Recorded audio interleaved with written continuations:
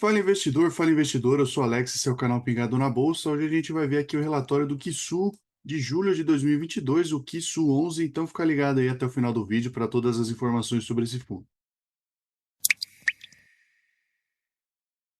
Bom, antes de mais nada, eu vou pedir para você se inscrever no canal caso não seja inscrito ainda e também curtir o vídeo que ajuda bastante aqui na divulgação do nosso trabalho. E bom, aqui sobre o fundo, a gestora é a Killing, uma gestão de recursos limitada. O público-alvo é o público em geral, certo? Então não é restrito a investidores qualificados, por exemplo. O ticker é o KISU11.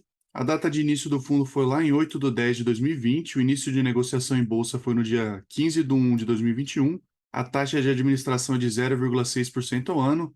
Não tem taxa de performance, o prazo de duração aqui é indeterminado, certo? Aqui a rentabilidade da cota patrimonial ajustada foi de 8,04% e a cota patrimonial fechou o mês em R$ 8,82, enquanto que a cota mercado a R$ 7,91. Então a gente vê que o fundo está sendo negociado com desconto aqui com relação ao seu valor patrimonial, o que para um fundo como esse aqui, que é um fundo de fundos, é interessante. E o patrimônio líquido do mercado aqui em 29/7 estava em 349 milhões de reais. Aqui o rendimento por cota que foi distribuído em agosto aí foi de 7 centavos por cota, referente ao resultado do mês de julho de 2022, o que gera um dividend yield anualizado aqui de 10,62%. E o fundo ainda tem aquele desconto que eu comentei agora há pouco. Então a gente vê que é um fundo que está interessante, ele tem um preço bem atraente aí, atrativo, né, para as pessoas poderem entrar e sair fácil dele, negociando aí na casa dos R$ 7, R$ 8. Então, lembrando, eu não estou recomendando a compra ou a venda desse ativo, mas de qualquer forma é um ativo interessante para ser estudado. Como a gente já vai ver, ele tem uma estratégia muito clara aí de investimentos e, novamente, ele está sendo negociado com desconto aqui com relação ao seu valor patrimonial. O fundo tem 71 mil cotistas, e aqui o objetivo e política de investimento dele, ele tem por objetivo seguir a carteira teórica do índice de referência Suno 30 Fundo Imobiliário, que é um índice aqui cuja metodologia e carteira pode ser verificadas no site aqui da Suno Research. E o Suno 30 Fundo Imobiliário é um índice de retorno total que busca refletir por sua natureza a combinação de variação de cotas de sua carteira de fundos componentes com as distribuições de proventos que esses fazem periodicamente. Bom, então aqui com relação ao índice Suno 30, então o Suno 30 nasceu com o objetivo de entregar um índice eficiente e descomplicado para os investidores do mercado de fundos imobiliários, e esse Suno 30 propõe uma representação mais clara da relação risco-retorno de mercado, demonstrando assim objetivos da maioria de investidores de fundos imobiliários. Então eles usam como referência a performance do índice de fundos imobiliários da Suno. É possível monitorar o desempenho dos principais fundos imobiliários listados na B3, e o índice da Suno reflete o desempenho dos fundos imobiliários modernos, sendo composto por 30 fundos que seguem 4 critérios aqui muito simples, que são esses daqui, tá? Então, o fundo deve fazer parte da composição do IFIX, o fundo não pode ser um fundo de fundos, esse fundo não pode ser um fundo monoativo e ele deve ter um dividend yield maior que zero nos últimos 12 meses. Então, aqui, após a aplicação desses 4 critérios, os fundos encontrados vão ser ordenados no índice de fundos imobiliários de forma decrescente de acordo com o seu patrimônio líquido, e os 30 fundos com maior patrimônio dessa lista vão formar a composição do índice Suno 30 naquele trimestre, com uma participação igualitária entre todos, tá? Então, 3,33% para cada um deles. O índice é reavaliado e as novas composições reajustadas do último dia útil de março, junho, setembro e dezembro, tá? Então, a cada 3 meses pode ocorrer mudanças aí nesse índice.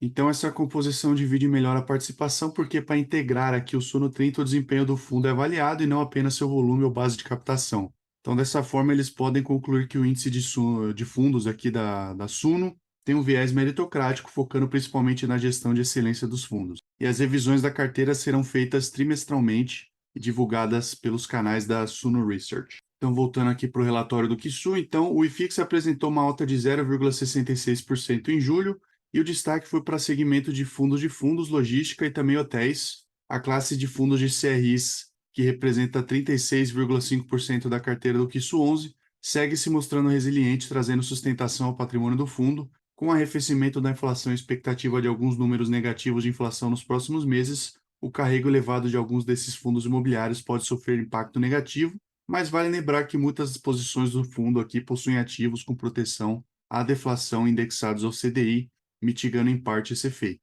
E no fim de julho, o Quisu estava com 94,5% da carteira alocados em fundos imobiliários, A distribuição divulgada no dia 29/7 aqui foi de 7 centavos por cota, um patamar que permite à gestão aqui voltar a acumular uma reserva de resultados importante para a manutenção da estabilidade nos rendimentos e também uma reciclagem da carteira. O dividendo foi pago aí no dia 12/8 e representa um dividend yield de 10,62% ao ano sobre a cota de fechamento do mês. Bom, aqui no mercado secundário, então, durante o mês de julho, o volume financeiro no mercado secundário ficou em linha com o do mês anterior e o número de negócios apresentou uma queda marginal. O destaque é novamente o aumento da base de cotistas, 71.614. Já comenta para mim aí se você é cotista do fundo, se você gosta dele, por que você investe nesse fundo. E sob a ótica do preço do secundário, a cota do QSU segue estável, ainda com relevante desconto para o seu valor patrimonial, mas em linha com a subclasse de fundo de fundos. Então, a maior parte dos fundos de fundos aí está sendo negociada abaixo do seu valor patrimonial.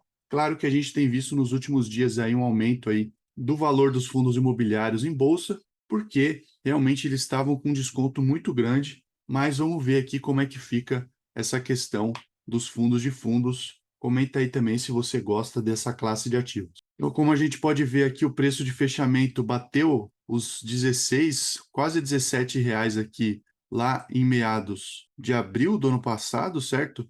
É importante a gente notar isso porque o ideal realmente com fundos de fundos e fundos de papel principalmente é que você não compre acima do valor patrimonial, justamente por causa disso, ó. A gente vê que ele tende a voltar para o valor patrimonial dele, tá? Então a gente vê aqui que está na casa dos R$ 8 faz bastante tempo já. Então imagine quem comprou aqui na casa dos 16, R$ 17, teve uma queda bem grande aqui, então tem que tomar muito cuidado com isso. Então aqui algumas informações relevantes, como eu comentei, 71 mil cotistas, 349 milhões aqui o patrimônio líquido do mercado, 3.733 negócios por dia, o volume médio diário aqui de negociações de R$ 1 milhão e o volume negociado desde o início, 582 milhões de reais. Aqui com relação ao desempenho do fundo, então no mês de julho eles viram a base de cotistas crescer novamente, com aumento substancial de 7,29% em relação ao mês anterior, um crescimento contínuo desde a sua emissão, sob a ótica de custódia no segmento de FOFs como um todo, investidores individuais, pessoas físicas, continuam participando ativamente do volume do segmento e com sensível aumento de suas posições, dados os descontos ainda praticados do preço de mercado para o valor patrimonial. Então aqui eles mostram a custódia por tipo de investidor, de acordo com a B3, 93% pessoa física, PJ, né, pessoa jurídica não financeira 3%, fundos de investimento 3%, instituições financeiras aqui 1%. E a participação das compras e vendas aqui, fundos de investimentos venderam 0,95, 7,06 aqui de compras, representatividade, tá? O investidor não residente, 14,08 em vendas, 15,12% em compras. Instituições financeiras aqui, basicamente, não alteraram a posição, tá? 0,13% aqui de venda só. Pessoa física, realmente, 78,26% em vendas, 77,61% em compras e pessoas jurídicas não financeiras, 6,59% em vendas, 0,22% em compras. Essa é a participação das compras e vendas dessas classes aqui de investidores. Bom, a distribuição dos cotistas do fundo, então a gente vê que tem cotistas em basicamente todos os estados do Brasil, são 3.330 cidades diferentes em que tem cotistas do fundo. Bom, e aqui a alocação por fundos de investimento, então como a gente pode ver, o fundo tem 5,5% aqui em liquidez, e as 5 maiores posições que ele tem são KNCR com 3,8%, HGRU com 3,7%, CPTS com 3,5%, BRCO 3,4% e KNRI 3,4% também. São fundos grandes, são fundos interessantes aí para se investir. Lembrando, não estou recomendando a compra ou a venda desses ativos, tá? Mas a gente vê aqui que a alocação por fundos de investimento, o que tem maior alocação a KNCE com 3,8%. Então, investindo aqui via Kisu, a gente tem uma bela de uma diversificação aqui. Então, vários fundos famosos, tá? HCTR, RDM, MXRF, XPML, HGLG, HGCR, LVBI, Canip, HGABS, KNHY, VISC11, enfim, são vários fundos diferentes, de classes diferentes. Então, realmente, com R$ 7, R$ 8 a gente consegue diversificar bem a nossa carteira.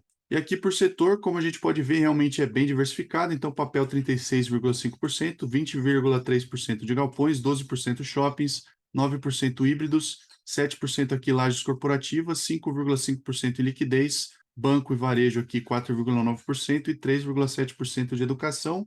E a classe de ativos aqui, renda fixa 5,5% e 94,5% de cotas de fundos imobiliários. E aí, como eu comentei agora há pouco lá do site da Suno, tá? Então, desde a criação desse índice Suno 30, ele tinha a tese base aqui, três distintas diferenças para o IFIX. Então, as duas primeiras eram claras imediatamente, a transparência e facilidade em replicar o índice.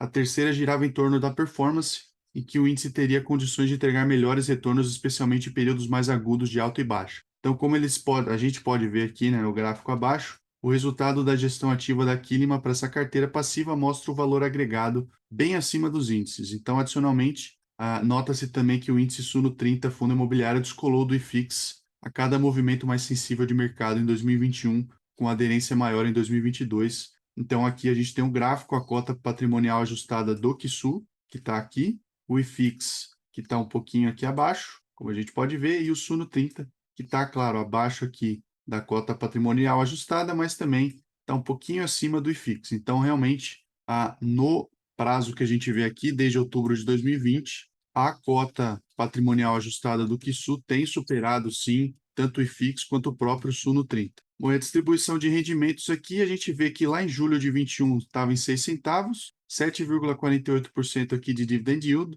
enquanto que agora em julho de 22, 7 centavos, 10,62% aqui de dividend yield. Mês passado foi um mês interessante, com 10 centavos aqui, 15% de dividend yield analisado, certo? Então a gente vê que o fundo tem subido aí os seus rendimentos por cota, na ordem de meio centavo, um centavo, e aumentou bem também aí o seu dividend yield, até porque a cota a mercado teve uma certa queda aí nos últimos tempos. A demonstração do resultado caixa aqui do mês de julho de 22, então a receita de ativos aqui foi de 3.900.000 reais, 3.700.000 aqui com fundos imobiliários, 210 mil aqui de renda fixa, alguns impostos e despesas aqui na casa de 218 mil reais. O lucro líquido caixa aqui foi de 3.700.000, um ajuste na distribuição de 680 mil reais, então eles distribuíram 3.093.000 reais, 7 centavos por cota. Então a gente vê que realmente as despesas operacionais do fundo aqui são um destaque, porque elas são bem baixas aqui com relação ao valor que eles recebem, tá, de receita. Aqui alguns detalhes da performance do fundo e os próximos passos. Então eles salientam que o QSU 11 tem baixa dependência de ganho de capital para geração de resultados e assim eles voltam a deixar margem de lucros represados no caixa para futuras distribuições. E esses resultados acumulados e ainda o forte carrego significativo da carteira seguem possibilitando a gestão aqui aos poucos adequar o portfólio em linha com as últimas alterações no índice Suno 30 fundos imobiliários, sem que isso provoque impactos negativos nos rendimentos distribuídos. E por fim, eles lembram que o mandato do gestor é gerar valor para o fundo e seus cotistas nos médio e longo prazos aqui através do valor patrimonial ajustado. Bom, aqui a gente já deu uma olhada lá no site da QSU, o que é critério aqui para inclusão no índice Suno 30, mas vamos dar uma olhada aqui em algumas outras informações. Então, qual que é o papel da Quilima e da Suno no fundo? A Quilima é a gestora, tá, do fundo. A Suno Desenvolvimento de Índices e Tecnologia Limitada somente provê o índice Suno 30 fundo imobiliário ao mercado aqui com utilização exclusiva da Quilima. A próxima pergunta aqui é se o QSU é um ETF, um fundo de fundos, é um fundo de fundos, tá, com a gestão ativa aqui dentro dos parâmetros do índice. Então, é uma mescla aqui entre gestão passiva e ativa. E qual que é o prazo para utilização do índice Suno 30 fundo imobiliário? Então, aqui a Quilima possui um contrato de longuíssimo prazo e renovável com a Suno Desenvolvimento de Índices e Tecnologia Limitada para a utilização exclusiva do índice Suno 30 fundos imobiliários. E, para finalizar aqui, a taxa de administração, como a gente já viu, 0,6% ao ano, não cobram taxa de performance e eles rebalanceiam aqui o QSU 11 de forma trimestral. É isso por hoje, esse foi o vídeo sobre o QSU 11, espero que tenha sido útil para você. Se foi útil, considere curtir o vídeo e assina o canal para não perder os próximos conteúdos que a gente vai publicando por aqui. Também compartilhe esse vídeo com quem possa ter interesse nesse tipo de assunto. E é isso, eu te vejo no próximo vídeo. Tchau!